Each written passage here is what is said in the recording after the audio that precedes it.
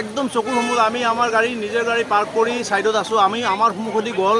গাড়ীটো ইণ্ডিকা গাড়ীটো 160 স্পীড আৰু পিছফালে যিটো বাইক আছিল সেইটোৰো 150 স্পীড আমি কৈয়ে আছিলোঁ ইমান স্পীডত গৈ আছে মানুহ মাৰিব আৰু কোৱাৰ লগে লগে এনেকুৱা এটা ঘটনা হ'ল একদম মানে ভিতৰত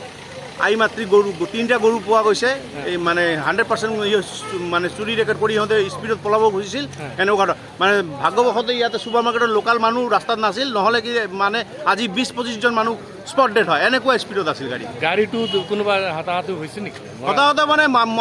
এজনতো ঘিলু ওলাই গৈছে আৰু যিখিনি চালোঁ মোৰ হিচাপত নাম আছে এটাও নাম আছে মুঠতে কেইজন আছিল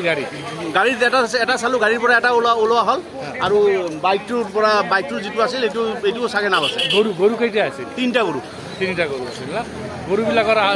মানে আহত হৈছে গৰুবিলাকৰ আহত হৈছে এতিয়া আমি পুলিচ প্ৰশাসনক মাতিছোঁ চবে লৈ গ'ল এতিয়া গৰুবিলাকৰ ট্ৰিটমেণ্টৰ দৰকাৰ আছে কাৰণ গৰুবিলাকৰ হাত ঠেং ভাঙিছে ঠিক আছে